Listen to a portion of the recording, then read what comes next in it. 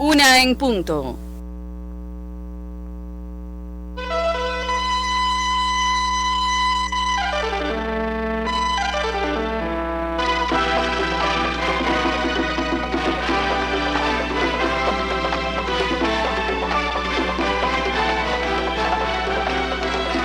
Noticiero Nacional de Radio. Buenas tardes, envían Raúl Castro y Miguel Díaz-Canel ofrendas florales como tributo a los mártires del levantamiento del 30 de noviembre en Santiago de Cuba.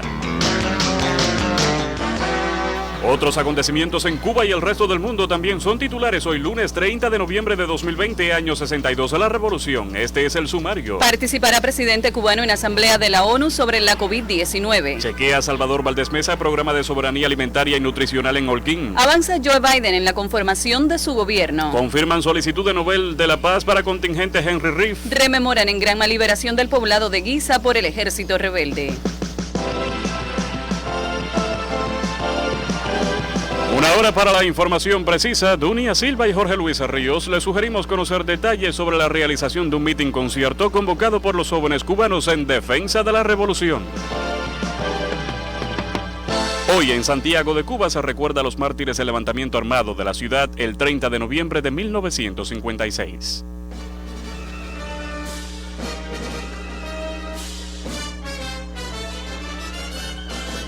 El recuerdo permanente y eterno para los mártires de la patria late en los corazones de los santiagueros al representar a los cubanos en la conmemoración del aniversario 64 del levantamiento armado de Santiago de Cuba, organizado y dirigido por Fran País García, en una heroica acción donde por primera vez se vistió el glorioso uniforme verde olivo con el brazalete rojo y negro del movimiento 26 de julio. Las ofrendas florales del general de ejército Raúl Castro Ruz, del mandatario Miguel Díaz-Canel Bermúdez, del presidente de la Asamblea Nacional y el Consejo de Estado, fueron depositadas en honor a Pepito Tey, Tony Alomá y Otto Parellada, jóvenes caídos valerosamente en aquel combate para tomar la estación de la Policía Batistiana y para quienes también se colocaron ofrecimientos con flores del pueblo de Cuba y familiares. Los miembros del Comité Central del Partido Comunista de Cuba, Lázaro Espósito Canto, su primer secretario en la provincia, y Beatriz Johnson Urrutia, gobernadora, presidieron la rememoración del alzamiento de Santiago de Cuba en apoyo a los expedicionarios del yate Granma comandados por Fidel, y en donde intervino muy emocionado el general de la Reserva Luis Cuenca Pupo, combatiente de la lucha clandestina, significando lo que había demostrado el levantamiento de Santiago el 30 de noviembre de 1956. Quedó demostrado que los revolucionarios estaban en condiciones de organizarse y combatir con efectividad frente a la fuerza del ejército opresor y que contaban con el respaldo popular. Aquella mañana, en el fragor del combate, le nacieron a la patria cubana varios símbolos con la vigencia para todos los tiempos: Pepito Tey, Tony Alomá y Otto Parellada, quienes ofrendaron su vida aquí, en el mismo lugar que hoy venimos no solo a darles el merecido honor, sino a dedicarles la obra construida y defendida durante estos largos años de lucha, de combate y de victoria. El reconocimiento para el pueblo santiaguero que entregó todo su apoyo a los revolucionarios hace 64 años era destacado en las palabras de la vicepresidenta del Consejo de Defensa Municipal en Santiago de Cuba, Yaneidis Echavarría Batista. Ese mismo pueblo luchó en la clandestinidad, en la sierra, logró la victoria aquel 1 de enero. Ese mismo pueblo ha pasado 61 años haciendo revolución, enfrentando misiles, agresiones armadas, mediáticas, políticas, biológicas, económicas, eventos climatológicos, pandemias. Y ese es el mismo pueblo que sigue aquí y hoy rechaza con energía la manipulación y ofensa del movimiento San Isidro. Y es el mismo pueblo que sigue aquí firme, decidido a defender sus conquistas a toda costa. Hoy con más fuerza que nunca, sigue luchando ahora con otras armas, la disciplina y la responsabilidad que, a decir de nuestro presidente Díaz-Canel, son las principales armas para combatir esta pandemia atroz que azota al mundo. Alcémonos nuevamente con el ímpetu y la valentía de aquellos revolucionarios para enfrentar las adversidades y vencer. Sobreponiéndonos a las adversidades, se trabaja en Santiago de Cuba con el mismo espíritu de nuestros héroes y mártires para lograr la victoria en un enfrentamiento que nos llevará a vencer a la COVID-19 y a imponernos contra las acciones injerencistas del gobierno norteamericano. evocado en Santiago de Cuba el aniversario 64 de su levantamiento armado. Yo soy Sergio Martínez Martínez, junto a Jorge Mora en el sistema de la radio cubana. El presidente de la República de Cuba, Miguel Díaz-Canel Bermúdez, participará en el 31º periodo extraordinario de sesiones de la Asamblea General de las Naciones Unidas en respuesta a la pandemia de la COVID-19. La reunión se desarrollará de manera virtual los días 3 y 4 de diciembre. La representación cubana estará integrada además por el ministro de Relaciones Exteriores, Bruno Rodríguez Parrilla, el embajador representante permanente de Cuba ante las Naciones Unidas, Pedro Luis Pedroso Cuesta, y otros funcionarios de la Cancillería. El mandatario cubano intervino en septiembre último en el debate general del 75º periodo de sesiones de la Asamblea General, convocado igualmente de forma virtual. El presidente Miguel Díaz-Canel Bermúdez asistió al mitin concierto convocado por los jóvenes que tuvo lugar en el Parque Trillo en defensa de la democracia socialista. En el Parque Trillo, como dice la vieja canción del cantautor Silvio Rodríguez, de mano en mano se pasa la verdad. Ubicado en el pleno corazón de La Habana, es uno de los más conocidos de la ciudad y puede decirse que todos los caminos conducen a ese popular sitio. Hasta allí llegó el presidente de Cuba, Miguel Díaz-Canel. La emoción no cabía en mi pecho y tenía que venir acá.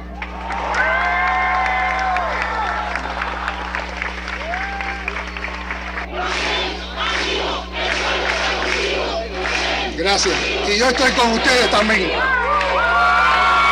Pero además hice la siguiente reflexión. Es un encuentro de jóvenes. La revolución siempre ha convocado a los jóvenes. Ustedes están bien conscientes de que nosotros siempre en nuestros discursos tenemos palabras para los jóvenes. Nosotros nos reunimos sistemáticamente con jóvenes. En estos días en provincia nos hemos estado reuniendo y siempre hemos buscado un espacio para los jóvenes cubanos que han escrito en todos los lugares del país una página de historia y de altruismo enfrentando el COVID. Y además me dije también, yo no soy tan viejo, ideal mi corazón, aunque peine canas, también soy joven. Y entonces tenía el derecho también de estar aquí con los jóvenes de mi país.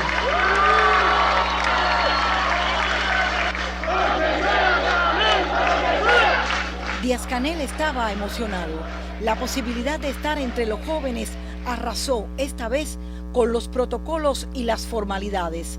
Es Cuba y por su grito responden sus hijos. Nadie nos movilizó, nadie nos dijo que viniéramos. Este tipo de movilización no responde solo a lo inmediato, no en respuesta a nada. La democracia y la libertad no son propiedades privadas, nosotros también podemos luchar por ello. De hecho, esa es la agenda nuestra. Y además porque creemos que solo en el socialismo, la democracia y la libertad se pueden realizar. Por lo tanto, esa es una lucha que debemos liderar nosotros.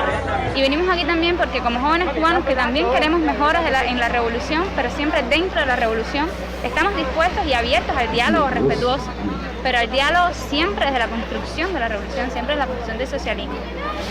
Eso es lo que nos convoca esta tarde. Sí considero que debemos dialogar, que Cuba es de todos, que todas las expresiones deben ser escuchadas, todos los pensamientos deben ser escuchados, pero nunca sobre la base del chantaje, ni mucho menos de una manifestación sin fundamento alguno. Los jóvenes cubanos, de verdad, no podemos estar de acuerdo con que se nos mancilla nuestra bandera, nuestros símbolos patrios. Le llamaron tángana en el Parque Trillo, pero hubo música, poesía y desgarradoras palabras que brotaron desde el alma de los oradores. Yo hago un llamado a los barrios, a las escuelas, a las comunidades, a ese edificio de allá, a ese otro. Hago un llamado a lo más genuino de la revolución cubana, es decir, de la nación cubana. Hago un llamado a todas las fuerzas de izquierda, es decir, a toda la población, o a casi toda la población, porque la mayoría de la población cubana es de izquierda, y asumámoslo. El Parque Trillo en el corazón de La Habana se tornó canto y poesía, y acudieron muchos, afamados deportistas, encumbrados intelectuales, artistas, estudiantes, jóvenes, gente de barrio que se sabe dueña de su tiempo y que cree en su esperanza, en su realidad, y corea la música al ritmo de una canción auténtica.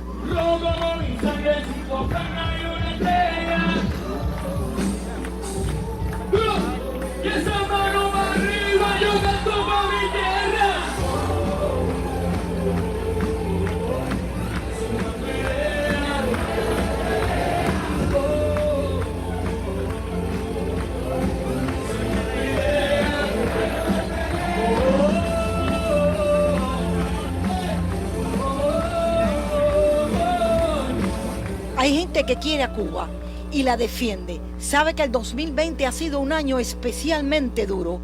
La isla azotada por una pandemia que provoca muertes y por una resistencia a toda prueba ante un bloqueo que nos asfixia día a día. Y en el Parque Trillo, en la tarde del domingo, las verdades, muchas veces atoradas, brotaron sin permiso. Negar la espontaneidad de esto es negar la espontaneidad misma de la revolución. Negar la espontaneidad de esto es negar que antes de 1959 los jóvenes sí se tiraron a la calle de forma espontánea, sí fueron a luchar por la libertad de expresión, sí fueron a luchar por 20 cosas. Y esta juventud que está hoy aquí, esta juventud que está hoy aquí, es una juventud que es crítica, es una juventud que entiende nuestros problemas socioeconómicos, culturales, pero es una juventud que no se va a desentender de sus conquistas. No, porque tú no eres inclusivo, porque eres socialista. ¿Y qué hay más inclusivo que el socialismo? Esa es mi pregunta. Por eso hoy vengo también a dejarles aquí que no solo tenemos artistas, porque no solo tenemos artistas, tenemos deportistas, glorias del deporte que también hizo este país. Mira, aquí tenemos a Alberto Juan Torena, bicampeón olímpico.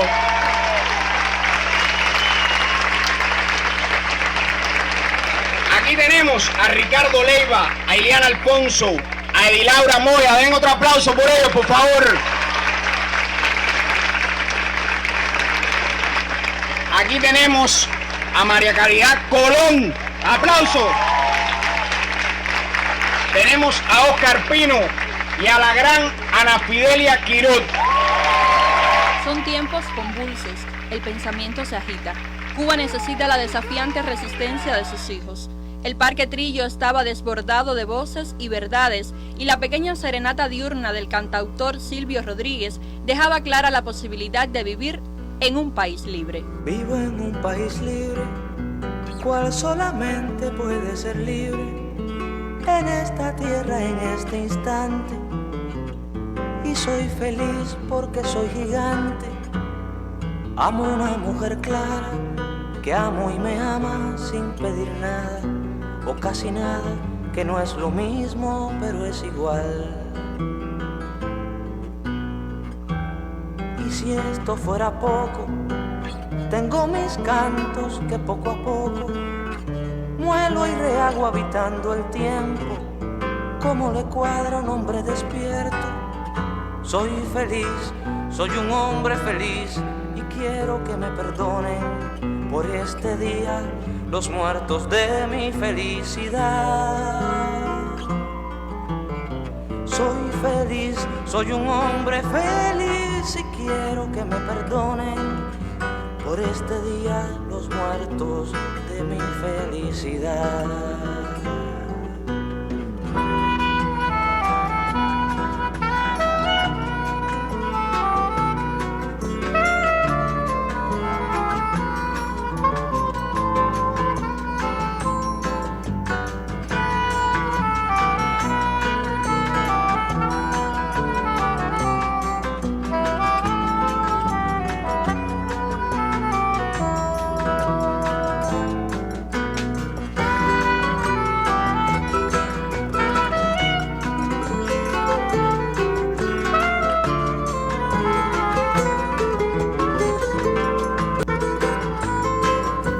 Nadie tiene derecho a lastimar a la patria.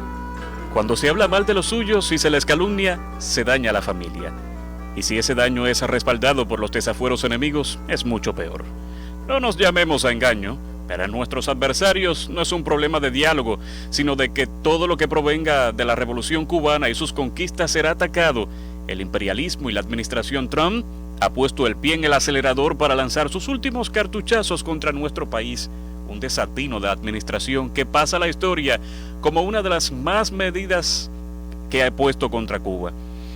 Palo porque boga y palo porque no boga. El llamado movimiento de San Isidro es parte de la punta del iceberg de la política imperial contra Cuba y no será el último. La desfachatez con que actuaron contra nuestros sagrados símbolos patrios, las mentiras empleadas acompañadas de falsas noticias que buscan a toda costa posicionarse como pólvora en las redes, los llamados al desacato y a deslegitimar al gobierno y sus seguidores, las provocaciones que violan la Constitución, se han convertido en acciones que el enemigo utiliza también en Cuba y que son parte de una llamada doctrina de la resistencia no violenta, conocida también como golpe suave o desafío político. una forma moderna de subversión imperial, un modelo más sofisticado de desestabilización política contra estados soberanos, considerados por el gobierno de Estados Unidos como adversarios. Nada es casual. No olvidemos la reciente advertencia del máximo personero de la administración que ocupa la Casa Blanca, recordada este domingo por nuestro presidente, cuando prometió acabar con gobiernos como Cuba, Nicaragua y Venezuela. 0 dosis de ingenuidad, el librito ya ha sido puesto en práctica en nuestro país. Nada es casual. Parecieran acciones aisladas, pero no lo son, y se apuesta a implementar la desidia desde la generación más joven, como si todos fueran iguales. No hay más que apreciar la contundente respuesta de esta gran mayoría de compatriotas en el Tángana del Parque Trillo capitalino este domingo, de la juventud que sí representa los intereses del pueblo. ¿Será que, como parte de esa política de golpe suave, se apela además a la desmemoria para querer borrar la historia de raíz, como si ya no tuviéramos demasiadas lecciones de lo que es el capitalismo vividas antes de 1959 y las más de 6 décadas de bloqueo de Estados Unidos que va contra el pueblo cubano y sus familias? La política de subversión contra nuestro país ha sido una constante en la agenda de los Estados Unidos. Los millones de dólares empleados no son tampoco casuales, crecen las cifras y muchas de ellas para impulsar una fuerza de tarea para la Internet, una plataforma donde hoy se libra una batalla ideológica intensa. Los mercenarios, por confundir e imponer noticias falsas para crear contextos y escenarios hostiles. Los cubanos dignos con nuestros argumentos y verdades, con las razones que nos asisten de pensamiento, es la guerra que se nos hace. Ganémosla a pensamiento, eso lo aprendimos de José Martí. Agencias gubernamentales de Estados Unidos informaron gastos por más de 261 millones de dólares en proyectos de subversión contra Cuba desde 1990 hasta este año. Difundió el pasado 21 de octubre el sitio web Cuban Money Project. Mucho dinero para la subversión y dirigido a derrocar a la revolución. Más bloqueo económico y financiero contra nuestro país, persecuciones a los bancos, 0 remesas a las familias, medidas y más medidas. Pagos a mercenarios para protestar contra el gobierno, a quienes incluso se les entrega y se les entrenan y dan instrucciones sobre cómo actuar, dónde y cuándo, para colocar burdamente imágenes no reales de los hechos con su montaje visual e insertarlas en las redes sociales con la ayuda de medios hostiles, totalmente descontextualizadas, colocando sus mensajes de odio contra el gobierno para dar una imagen de que son víctimas, que por supuesto no lo son, de reprimidos o silenciados, de una supuesta falta de democracia y de libertad de expresión. ¿Será eso un llamado al diálogo o a la violencia? Quienes hacen el juego a esa política hostil contra su propio país, mancillan su bandera, hablan mal de su patria, defienden posiciones anexionistas, buscan socavar el Estado de Derecho, llaman a atentar contra los bienes del Estado, a crear el caos. La historia de la Revolución Cubana es una sola. Ha costado sangre y sudor conquistar la libertad e independencia de que hoy gozamos, y nada ni nadie tiene derecho a mancillar ni borrar la memoria de nuestros héroes y heroínas. En momentos en que desde el gobierno se ha llamado a pensar como país, que es participar, aportar, innovar, potenciar todas nuestras reservas internas, cambiar todo lo que deba ser cambiado desde posiciones de defensa de nuestra soberanía e independencia, desarrollarnos por nosotros mismos, ningún grupúsculo mercenario pagado por Estados Unidos que faltan a la ética y traicionan los principios más sagrados de su país, podrá derrocar una obra que durante más de 150 años ha sido levantada con sangre y fuego. La patria, con sus hijos dignos, se levanta, y para todos los tiempos. Están en sintonía con el Noticiero Nacional de Radio. Transmitimos por AM, FM, onda corta, en tiempo real en Internet y en vivo por nuestra página en Facebook. Las frecuencias cubanas al servicio de la información, al servicio de la verdad. 1:19 minutos. El anticipo de otro tema que también será noticia. La participación de Bruno Rodríguez Parrilla en la cita de cancilleres iberoamericanos, la ampliación en los minutos que siguen. Los hombres y las máquinas no se detienen en las tareas de recuperación de la cosecha del arroz en la empresa Sur del Jíbaro de Santi Espíritus. Después del aluvión de agua que dejaron las lluvias de ETA en los arrozales de la Sierpe, en la empresa agroindustrial del grano Sur del Jíbaro, ni hombres ni máquinas se detienen. El propósito es recoger en el menor tiempo posible todo el cereal que se pueda para minimizar las pérdidas. Estamos trabajando en recolectar este cereal en el menor tiempo posible para que las pérdidas sean menores. Osmel Otero Rodríguez, director técnico productivo de la entidad. Nosotros realmente, por las pérdidas que tuvimos los días de no cosechar en jornada, ¿no? Eso creó un pico de cosecha. Este pico tenemos que nosotros trabajar de forma inmediata y explosiva y con jornales extensivos para recoger este arroz. Hay que apurar la cosecha y aumentar la jornada y trabajar con eficiencia. Con ese concepto, hombres como Mar Rodríguez Labrada y Juan Antonio Álvarez Guerra, en la UPC Las Nuevas, enfrentan los atascos y el embate de las plagas de insectos que atacan a toda hora. Ya se está cortando el arroz bastante bien, se está haciendo el esfuerzo para tratar de recoger toda la arroz que hay en el campo, salvar el arroz. Esa es la prioridad número 1.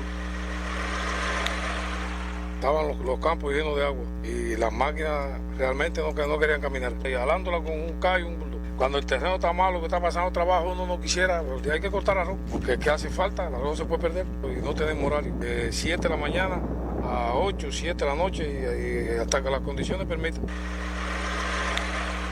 Las lluvias de ETA entraron a los arrozales del sur con una furia pocas veces vista por esos lares, mas la respuesta de los arroceros lleva una fuerza similar. Y realmente todas las áreas estaban llenas, los campos llenos de agua completamente. Mario Miguel Milanés Benítez, presidente de la UPC Las Nuevas. Hubo que esperar 3 o 4 días para poder iniciar la cosecha, porque cuando fuimos a iniciar terrazas llenas de agua, pues bueno, después cuando se fue secando un poco el terreno, todo el tema de las atacazones. La cosecha más difícil de los últimos 10 años, en una campaña de primavera que independientemente de que no había un paquete tecnológico, sí los arroces están en muy buenas condiciones, independientemente que mucho arroz se acamó, pero todavía estamos cortando sobre 5 toneladas. Nosotros tenemos una fuerza de trabajo bastante estable y todos los trabajadores que tenemos aquí en el caso de los pelotones de cosecha son trabajadores con experiencia, independientemente que también nos entraron 8 máquinas al proyecto Japón, que fue una inyección para poder nosotros estar bastante al día en la cosecha en estos momentos. Con la cosecha de arroz a la mitad, el tiempo apremia en la empresa agroindustrial del grano Sur del Jíbaro de la Sierpe, donde salvar todo el cereal posible antes del cierre de año es el plato del día y de la noche. Realización, Jorge Félix Calderón y Elsa Ramos Ramírez para este espacio informativo. El vicepresidente Salvador Valdés Mesa chequeó el programa de soberanía alimentaria y nutricional de la provincia de Holguín. Cada vez que tiene una oportunidad, el vicepresidente de la República, Salvador Valdés Mesa, le dedica a Holguín, como a todas las demás provincias y a nuestro pueblo, una o más jornadas de trabajo que en suma son como clases magistrales. Viene en nombre de la revolución, como el padre que da una vuelta a sus hijos a decirnos cuando está bien y a enmendarnos el tiro cuando debe mejorarse la puntería. Y en cualquiera de las variantes de sus encuentros, al final se agradece su especial magisterio, sus alertas, sus consejos, sus estímulos. Y este domingo en Holguín no fue distinto. Salvador Valdés Mesa llegó temprano al encuentro casi al amanecer para hablarnos con lenguaje bien pegado al suelo, como era costumbre, soberanía alimentaria y nutricional, de que el municipio no puede esperar a que se le diga qué hacer, debe fluir a la inversa, del pensamiento exportador que debe incorporar todo el que produzca algo en Cuba, de la ciencia aplicada a cada cultivo, a cada semilla, a cada finca, de lo imprescindible que es asegurar la comida para nuestro pueblo desde adentro, que es como decir desde el Consejo Popular, desde el municipio. No debemos admitir que exista ninguna base productiva, sea estatal o cualquier forma de gestión, que no tenga su módulo pecuario. Si tú vives en el campo, estás en el campo, como tú vas a esperar que ahí entonces te van a llevar el huevo, te van a llevar la carne. No. Tú tienes tierra, tú tienes productores y tú vas a alimentar esos animales. Porque a su vez, esas crianzas que se hagan ahí en los módulos pecuarios son balances del municipio. No solo el país tendrá la misión y responsabilidad de tener reservas. Y entonces esto más que seguridad alimentaria, para nosotros es seguridad nacional. Entonces el municipio tiene que tener sus reservas también. Entonces ahí se montan las mini industrias también. Toda mini industria que se haga en el municipio, lo que produce esa mini industria, el tomate que nosotros envasamos en la botellita, todos esos productos son del municipio. Y el municipio puede conservar. Es importante que el municipio tenga su maíz conservado, que tenga sus frijoles conservados, su arroz también en un almacén ahí. Y si la provincia me falla y el balance nacional me falla, yo tengo 2 meses de arroz en un almacén. El municipio tiene que pensar en eso, es soberanía, es independizarse. Y todo esto que estamos discutiendo aquí de la soberanía del municipio es el municipio. Estoy planteando que son los asuntos que tienen que tener claras las principales autoridades de un municipio. En todo lo que podamos liberar al país y liberar la provincia, es importante que el municipio tenga su soberanía también. Yo puedo aportar, yo tengo reserva y puedo aportar para esta otra contingencia, eso que está planteando. Entonces hay que prever y hay que proyectar mini industria en todos los municipios. Y hay municipios que son grandes, que entonces lo haremos a nivel de Consejo Popular, que se aproveche todo. Ese es el concepto, ¿no?, de soberanía alimentaria. Se necesita agilidad en estos temas y en otros más, dijo en Holguín este domingo el vicepresidente de la República de Cuba, Salvador Valdés Mesa. Y por si faltaba algo, también nos dejó bien claro ante el inminente ordenamiento monetario, hoy sobre el tapete popular, que un principio inviolable es que nadie quedará desamparado en Cuba ni el día cero, ni ningún día. Desde Holguín, Haroldo García, en el Noticiero Nacional de Radio. 1:26.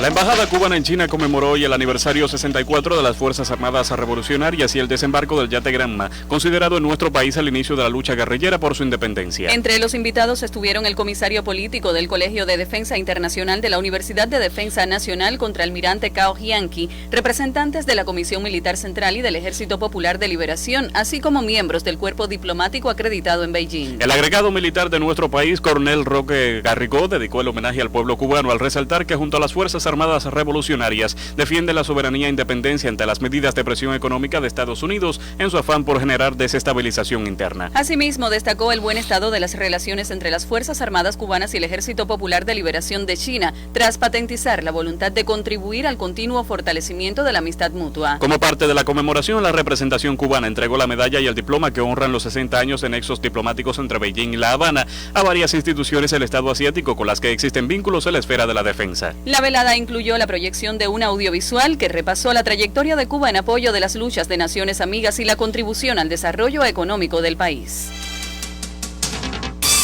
Este lunes, 6 municipios espirituanos reiniciaron el curso escolar. Las medidas de bioseguridad ocupan asientos privilegiados en las aulas de los 6 municipios espirituanos que desde este lunes iniciaron el nuevo curso 2020-2021. Es indispensable el cumplimiento estricto de todas las medidas higiénico-sanitarias. Nosotros le hemos dicho a nuestros directivos, funcionarios y maestros que nosotros no podemos dejar margen a la equivocación. Nosotros tenemos que ser celosos, cumplidores de lo que está establecido. Y es que los educadores están claros de que la batalla contra la COVID-19 en cada una de las escuelas se gana con mucha responsabilidad, enfatiza el máximo representante del sector en la provincia, Andrei Armas Bravo. Nosotros tenemos un grupo de instituciones, círculos infantiles, escuelas especiales, algunos centros internos que hoy tienen el personal de salud, pero los demás centros tienen el área de salud, que en coordinaciones con las escuelas se han capacitado algunos docentes y algunos funcionarios de las escuelas para todo este pesquisaje a la entrada de la escuela.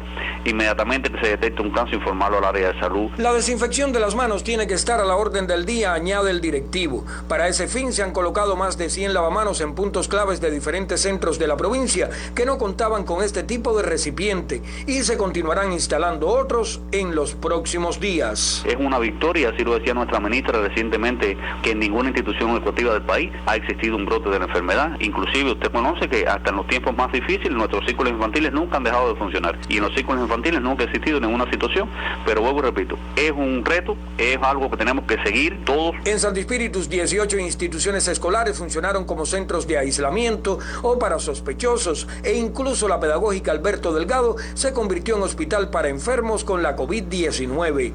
Armas Bravo asegura que todos fueron desinfectados, incluso los de Santo Espíritus y Cabaiguán, territorios que también están listos para cuando se decida la fecha de inicio del curso. Medidas de bioseguridad ocupan asientos privilegiados en aulas de municipios espirituanos, donde inició este lunes el nuevo curso escolar. Desde la tierra del Yayabo, Juan Carlos Castellón, por el Sistema de la Radio Cubana. El próximo viernes en Ciego de Ávila concluirá el curso escolar 2019-2020. Cerca de 68.000 estudiantes de diversas enseñanzas concluirán el próximo viernes el curso escolar 2019-2020 con el cumplimiento de las nuevas medidas emitidas por el Ministerio de Educación en esta provincia de Ciego de Ávila. Aquí se han creado todas las condiciones para concluir un curso escolar con los objetivos vencidos.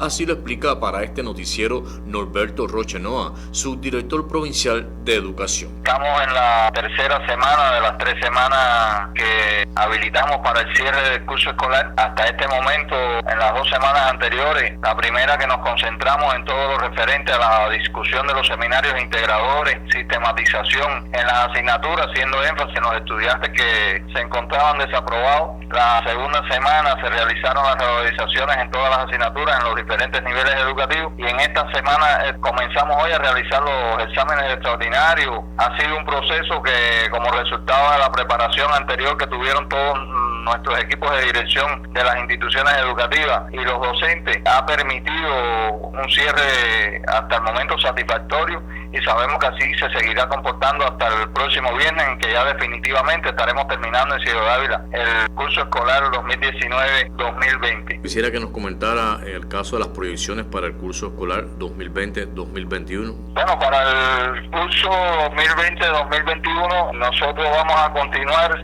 generalizando en todas las instituciones educativas de la provincia las nuevas formas de trabajo del tercer perfeccionamiento del Sistema Nacional de Educación, que ya las veníamos poniendo en práctica desde el curso anterior, pero en esta ocasión continuamos haciéndolo en todas nuestras escuelas. Para ello se ha estado trabajando con nuestros docentes, con nuestros equipos metodológicos de la provincia, en la preparación de todas las estructuras, y seguiremos a partir de la generalización de estas nuevas formas de trabajo, fortaleciendo el vínculo de la escuela con la comunidad, con los agentes y agencias que nos deben estar acompañando en todo el proceso de formación de nuestros estudiantes. Concluye el próximo viernes en Ciego de Ávila, curso escolar 2019-2020. Luis Falcón Saavedra, Noticiero Nacional de Radio.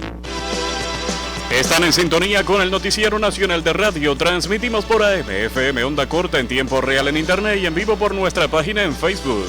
Las frecuencias cubanas al servicio de la información, al servicio de la verdad. 1:32. La noticia en el mundo hoy. Joe Biden tiene previsto dar a conocer este lunes sus designaciones para varios altos puestos de su equipo económico, cuya prioridad estará en combatir el desempleo y el golpe a las empresas tras la pandemia de coronavirus. Se espera que Biden anuncie a Janet Yellen, la primera mujer en liderar la Reserva Federal, como secretario del Tesoro y como su adjunto al primer afroamericano en ocupar ese puesto, Adewale Adeyemo. Otros miembros del previsto equipo económico incluyen como jefa de presupuesto de la Casa Blanca a Nina Tanden, directora ejecutiva del Center for American Progress, también la primera mujer de color en dirigir esa agencia. Además, el Consejo Económico Nacional estará encabezado por Brian Deese, quien ayudó a liderar los esfuerzos del expresidente Barack Obama para rescatar a la industria automotriz durante la crisis financiera del 2009. En contraste con un Trump que eligió en su mayoría hombres blancos para altos cargos, los primeros nombramientos de Biden se mostraban sumamente diversos, incluyendo un equipo de comunicaciones integrado solo por mujeres. Si bien la transición de Biden a la Casa Blanca aprieta el acelerador, después de que el proceso de traspaso a su administración se ha visto retrasado por semanas debido a que el actual presidente Donald Trump se rehusó a aceptar la derrota en las elecciones. Aunque Trump aseguró el pasado jueves que dejaría la Casa Blanca si Biden es declarado ganador por el colegio electoral, mantuvo sus denuncias de fraude en una entrevista con Fox News el domingo y en comentarios por Twitter que la red social calificó como información no verificada. En la primera entrevista televisiva desde que perdió su candidatura a la reelección, Trump indicó que no reconocerá su derrota ante Joe Biden ni abandonará su teoría de conspiración sobre el fraude electoral masivo. Trump cuestionó también si la Corte Suprema alguna vez escuchará un caso que refleje sus acusaciones infundadas de fraude electoral, sin aclarar en Fox News si ve una fecha final para su infructuosa campaña legal. Al mismo tiempo, analistas consideraron esa incertidumbre como una sugerencia de la creciente resignación de Trump ante los resultados de los comicios del 3 de noviembre que entregaron la Casa Blanca a su oponente demócrata Biden. A pesar del ataque sin precedentes de Trump contra la validez del sistema electoral estadounidense, su equipo legal aún no ha aportado ninguna prueba que se sostenga en los tribunales. Su campaña y sus abogados han perdido docenas de demandas al no convencer convencer a los jueces de las irregularidades electorales en estados como Michigan, Georgia, Arizona y Nevada, todos claves en la victoria de Biden. El recuento de papeletas en los 2 condados más grandes de Wisconsin terminó el domingo con la confirmación de que Biden ganó el disputado estado por más de 20,000 votos. Entre tanto, el senador republicano de Missouri, Roy Blunt, confirmó que junto a otros legisladores de alto rango esperan que Biden preste juramento como presidente el 20 de enero, si bien no llegó a reconocer que Trump perdió. El gobernador de Arkansas, Asa Hutchinson, es uno de los pocos republicanos que se refiere a Biden como presidente electo. Pero independientemente de que Trump reconozca o no la derrota, el colegio electoral debe realizar los protocolos formales de confirmación de Biden como el próximo presidente cuando sus miembros se reúnan el 14 de diciembre y el demócrata prestará juramento el 20 de enero.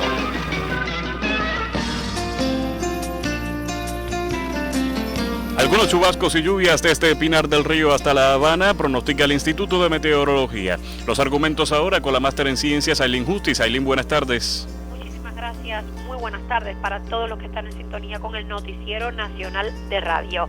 Hoy, 30 de noviembre, culmina oficialmente la temporada ciclónica en el área del Océano Atlántico, Golfo de México y Mar Caribe.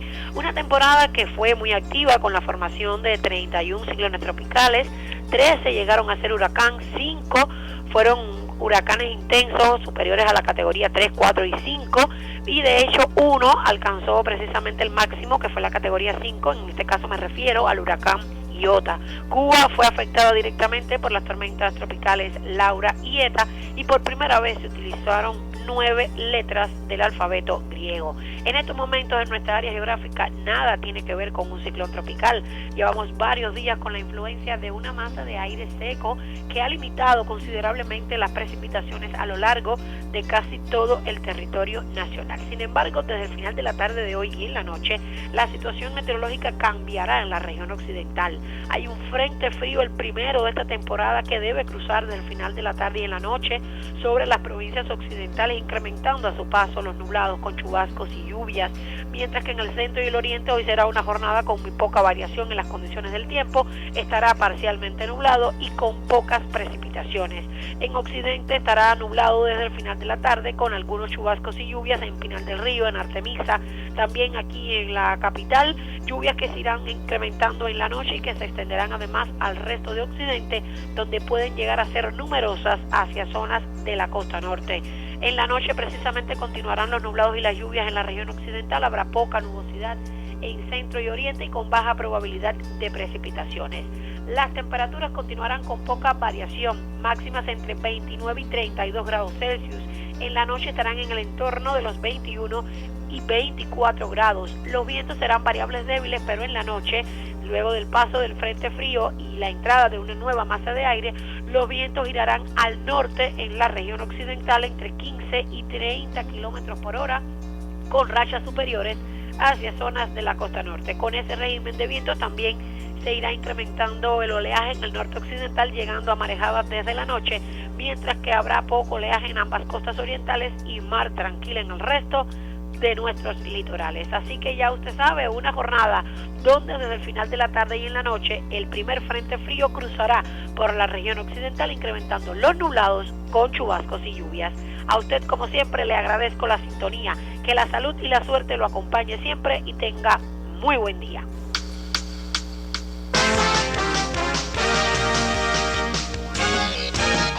El ministro de Relaciones Exteriores de Cuba, Bruno Rodríguez Parrilla, participa hoy en la reunión extraordinaria de ministros de Asuntos Exteriores en la Conferencia Iberoamericana. De acuerdo con una nota de la Cancillería, la cita se realizará de forma virtual bajo el lema Innovación para el Desarrollo Sostenible Objetivo 2030, Iberoamérica frente al reto del coronavirus. Como parte de la representación de nuestro país se encuentra también la viceministra primera de Comercio Exterior y la Inversión Extranjera, Ana Teresita González, quien es responsable de los programas de cooperación en el organismo. De acuerdo con el sitio de la 27ª Cumbre Iberoamericana 2020, los cancilleres abordarán aspectos debatidos en intercambios preparatorios, donde destaca la necesidad de una acción conjunta para combatir las graves consecuencias sanitarias, económicas y sociales de la COVID-19. Se espera que la declaración del encuentro recoja la urgencia de ofrecer una respuesta global y coordinada a la crisis actual, de manera que la recuperación resulte inclusiva, sostenible y resiliente, añade el documento. Durante la pandemia, Cuba ha defendido estas posiciones en diferentes escenarios internacionales y coopera directamente en el enfrentamiento a la enfermedad con el envío de brigadas médicas. El Comité del Premio Nobel confirmó el registro de una solicitud para otorgar el Nobel de la Paz al contingente médico cubano Henry Riff, enviada por el rector universitario ruso Andrei Yurevich, informaron este lunes fuentes diplomáticas. Ante la petición hecha por Yurevich al frente de la Universidad IN Ulyanov por el aporte del contingente a la lucha contra la pandemia de la COVID-19, el referido comité respondió en una misiva que su nominación al Premio Nobel de la Paz de 2021 fue debidamente registrada. El Comité del Premio Nobel le expresa gratitud por su intención de nominar esa candidatura, destaca el documento enviado por Yurevich al frente del centro docente ubicado en la provincia de Chuvashia, citado por la misma fuente. El primer sustituto del presidente de la Duma o Cámara Baja rusa, Iván Melnikov, y la Sociedad Rusa de Amistad con Cuba y todas sus filiales regionales también expresaron su respaldo a la iniciativa del Premio Nobel de la Paz para el contingente Henry Riff.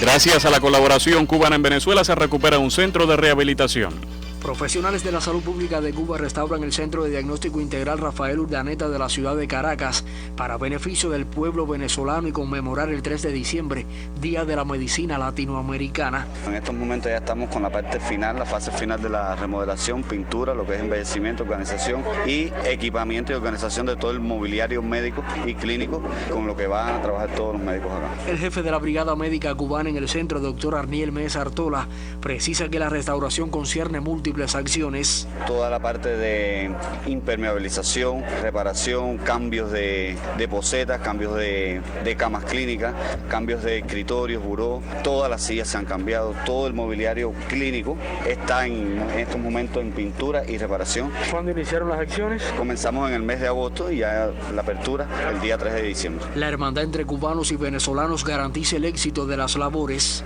La principal fuerza, el Ministerio de la Alimentación, que fue quien puso todo el presupuesto para la obra, y la parte de la Misión Médica Cubana, que hemos tenido mucho el apoyo de ellos, y la parte de la Dirección del Estado del Distrito Capital y la brigada en general acá, que siempre ha trabajado conmigo. Cuando ya concluyan todas estas acciones, ¿qué servicios comenzará a ofrecer el centro de diagnóstico? Los mismos servicios que teníamos, como rayos X, laboratorio clínico, vacunación, servicios de terapia intensiva, hospitalización, apoyo vital, emergencias, tenemos consultas de medicina interna, todo el servicio de odontología, óptica y el servicio de oftalmología en la parte de captación para pacientes de la Misión Milagro. El jefe de la Brigada Médica Cubana en el Centro de Diagnóstico Integral Rafael Urdaneta, doctor Arniel Mesa Artola, refiere también que la restauración de la entidad favorecerá otras áreas de asistencia. 14 consultorios médicos populares, tenemos 4 puntos odontológicos y una óptica funcionando en todas las comunidades. Apoyan colaboradores de la salud pública de Cuba restauración de centro médico en la ciudad de Caracas. Desde Caracas, Venezuela, Elvis Gil, enviado especial de la radio cubana. Al cierre del día de ayer, 29 de noviembre, 4.038 pacientes se encuentran ingresados para vigilancia clínica epidemiológica, 929 sospechosos, 2.593 en vigilancia y 516 confirmados. Para COVID-19 se estudiaron 11.503 muestras, resultando 51 muestras positivas. El país acumula 1.115.144 muestras realizadas y 8.284 positivas. Del total de casos, 24 fueron contactos de casos confirmados, 24 con fuente de infección en el extranjero y sin fuente de infección precisada 3. De los 51 casos diagnosticados, 48 son cubanos y 3 extranjeros. De los 27 nuevos contagios autóctonos, 4 son de Pinar del Río, 4 de La Habana, 2 de Mayabeque, 2 de Matanzas, 3 de Villa Clara, 5 de Cienfuegos, 3 de Santi Espíritus, 1 de Ciego de Ávila, 1 de Camagüey y 2 de Santiago de Cuba. La residencia de los 24 contagios importados por provincia se corresponden con un caso en Artemisa, 4 de La Habana, 2 de Matanzas, 2 en Cienfuegos, 1 en Santi Espíritus, 2 en Camagüey y un caso de Holguín. De los 51 casos positivos, 36 fueron asintomáticos, acumulándose un total de 5.225, lo que representa el 63% de los confirmados hasta la fecha. De los 8.284 pacientes diagnosticados con la enfermedad, 516 se mantienen ingresados confirmados, 513 con evolución clínica estable, 2 evacuados y 45 altas el día. Para un acumulado en el país de 7.631 pacientes recuperados, un paciente crítico y 2 graves en cuidados intensivos. Se reportan 135 fallecidos, 1 en el día, un ciudadano del Cotorro, provincia La Habana, con antecedentes patológicos personales como hipertensión arterial, cardiopatía isquémica, diabetes mellitus. El Ministerio de Salud Pública de Cuba lamenta profundamente lo ocurrido y transmite sus condolencias a familiares y amigos.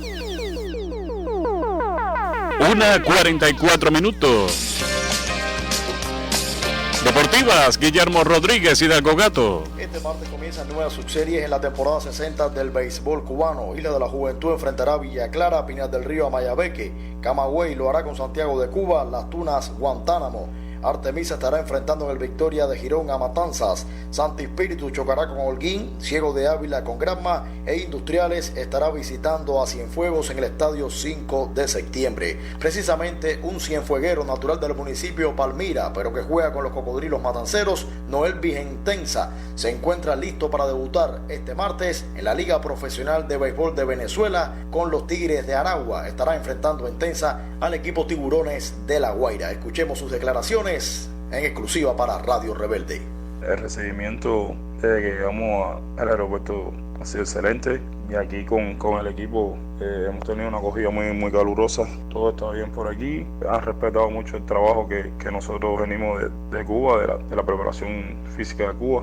Ellos confían mucho en el béisbol cubano y bueno, en estos días he estado climatizándome, entrenando fuerte para hacer mi debut en la tarde-noche del martes. Y la selección cubana de baloncesto enfrentará en la noche de este lunes a República Dominicana en la segunda ventana premundialista de América. 10 hombres y el colectivo técnico que encabeza José Pepe Ramírez se encuentran desde el jueves en Punta Cana, sede del partido. Entre tanto, los dos que se desempeñan en la Liga Argentina se incorporaron el viernes.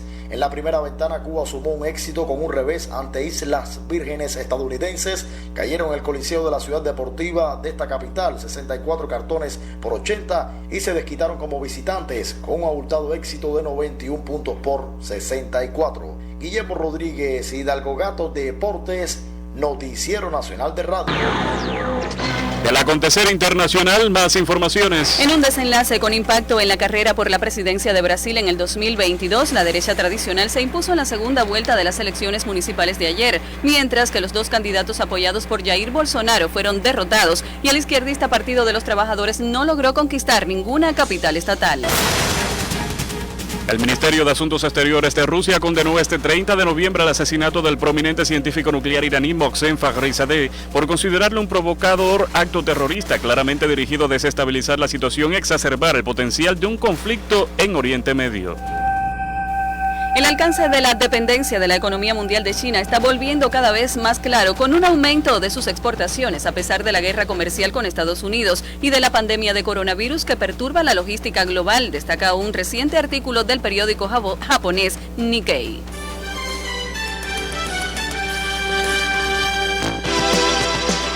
Están en sintonía con el Noticiero Nacional de Radio. Transmitimos por AM, FM, onda corta en tiempo real en Internet y en vivo por nuestra página en Facebook. Las frecuencias cubanas al servicio de la información, al servicio de la verdad. 1:47 minutos. Lo que reservamos para antes del cierre. Los avances a la recuperación del tabaco en Pinar del Río. La información, sí, antes del cierre. En Granma hoy se celebró el aniversario 62 de la liberación del poblado de Guisa por el Ejército Rebelde. Autoridades, jóvenes, combatientes de la Revolución Cubana, trabajadores, sederistas, federadas, conmemoraron hoy el aniversario 62 de la victoria en la batalla de Guisa y de la liberación de ese poblado serrano por fuerzas del Ejército Rebelde al mando de Fidel. En la Loma del Martillo, muy cerca del poblado de Guisa y donde cayó el capitán Braulio Coronú, entre otros combatientes, se realizó el acto político-cultural por el efemérides, después de colocada una ofrenda floral por autoridades ante el monumento allí existente.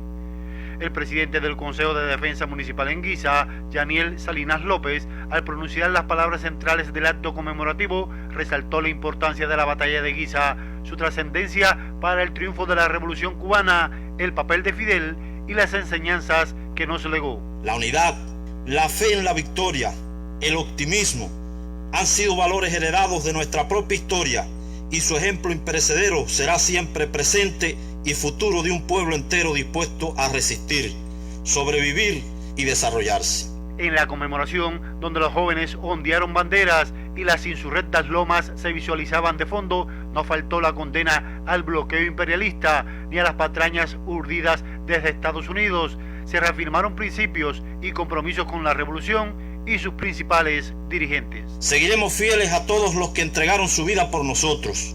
no los defraudaremos. No permitiremos que nuestras calles se plaguen de personas al servicio del imperialismo como el movimiento San Isidro. Nuestra juventud estará preparada para una respuesta contundente como la protagonizada en el día de ayer en la tángana del Parque Trillo de nuestra capital y que contó con la presencia de nuestro presidente Miguel Díaz-Canel. La conmemoración del aniversario 62 de la victoria en la batalla de Guisa motivó una jornada de la cultura preñada de conversatorios, encuentros de generaciones, actividades culturales y quehacer productivo en camino de la celebración de un nuevo cumpleaños de la Revolución Cubana. Celebran aniversario 62 de la trascendental victoria del ejército rebelde en la batalla de Guisa. Alminer Cabrera Ríos en el Noticiero Nacional de Radio. El próximo 12 de diciembre las escuelas del partido celebrarán el aniversario 60 de su fundación. Las escuelas del partido, antiguas escuelas de instrucción revolucionarias creadas por el comandante en jefe Fidel Castro Ruz un 2 de diciembre de 1960, continúan preparando a la militancia del partido, a la juventud y las organizaciones de masas y sociales. Uno de sus fundadores, el cienfueguero José Francisco Arce Mazó, actual jefe de la Secretaría de Trabajo Patriótico, Militar e Internacionalista de la Dirección Provincial de la Asociación de Combatientes de la Revolución Cubana, rememora los encuentros sostenidos con Fidel cuando se inició en el curso. En aquel momento yo pertenecía a las filas del Directorio Revolucionario 13 de marzo y los compañeros del 13 de marzo, el 26 de julio y del Partido Socialista Popular fuimos citados para darnos una honrosa tarea de preparar a los revolucionarios en aquellos momentos las tareas propias del estudio de los reglamentos del Partido Socialista Popular, la situación del estudio de los fundamentos del socialismo en Cuba. La reunión se efectuó en La Habana, en Prado y Teniente Rey, donde estaba el periódico Hoy. Nos sorprendimos porque estaba presidiendo el comandante en jefe Fidel Castro. Y estuvimos 18 horas reunidos con él, dando todas las instrucciones, las tareas que debíamos emprender. Muy difícil, porque Fidel nos dio una explicación. Importante era que había que hacer escuelas, que la gente se capacitara y buscar compañeros con capacidad política, capaces de poder explicar la vida y de obra de la revolución que se estaba iniciando. Cumplieron y Fidel los citó de nuevo para chequear personalmente la tarea. Su conclusión, que la actividad había marchado bien y que él estaba convencido cuando nos dio esa responsabilidad que todo iba a marchar y se iba a cumplir lo que se había establecido. Hoy arribamos a 60 años de las escuelas de instrucción revolucionaria y ha sido un trabajo muy arduo que se ha desarrollado en todo el país. De las escuelas de instrucción revolucionaria surgió el Partido Comunista de Cuba y se prepararon a los futuros dirigentes que iban a asumir esa responsabilidad. Arce, usted fue el primer director de estas escuelas de instrucción revolucionaria en Cienfuegos, hoy escuelas del partido. ¿Cómo se siente a 60 años de creadas? Muy contento porque la tarea que nos dieron la cumplimos bien y hoy estoy satisfecho de haber cumplido esa honrosa tarea de la dirección de las escuelas de instrucción revolucionaria primero y después posteriormente escuelas del partido. En Cienfuegos, Mireya Ojeda, Noticiero Nacional de Radio. Del acontecer cultural cubano. El programa cinematográfico Tierra en Trance, que se transmitirá del 4 al 12 de diciembre por el canal educativo, incluirá una selección de obras que se exhibirán en la 42ª edición del Festival Internacional del Nuevo Cine Latinoamericano de La Habana. La Casa del Festival Internacional del Nuevo Cine Latinoamericano de La Habana y el ICAIC, en colaboración con el ICRT, organizaron el espacio que saldrá al aire esos días a las 9 de la noche. El cantautor bayamés José Alberto Tamayo Díaz, conocido artísticamente como José Alberto el Ruiseñor, fue nombrado o nominado al Premio Nuevo Grammy en su edición del 2021 en la categoría de Mejor Álbum Tropical Latino por su disco Mi Tumbao del sello inglés Tumi Music. La gala de premiación de dicho lauro será el domingo 31 de enero del 2021. Vocablos relacionados con la pandemia de COVID-19 aparecerán en la 5ª edición del Diccionario Básico Escolar en Cuba, aún en desarrollo. Términos como coronavirus, mascarillas y nasobucos aparecerán en la actualización de ese recurso de enseñanza que está en proceso por el Centro de Lingüística Aplicada de Santiago de Cuba.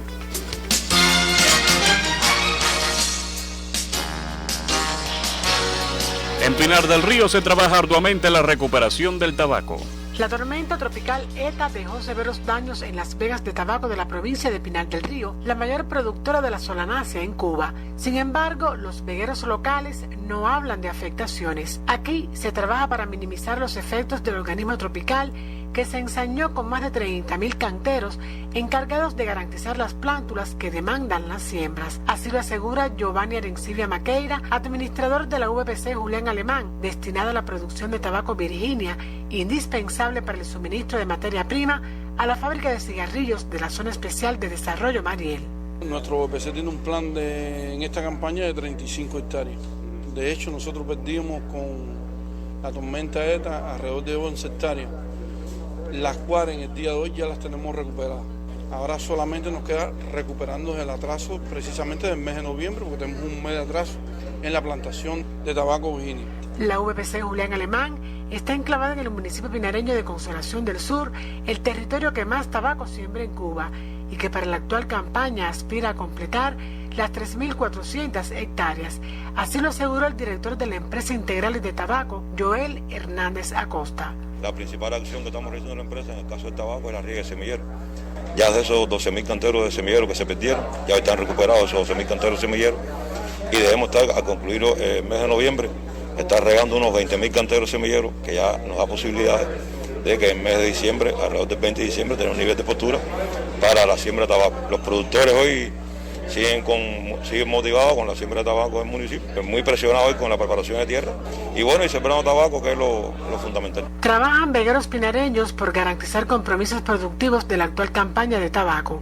Alina Cabrera Domínguez, Noticiero Nacional de Radio.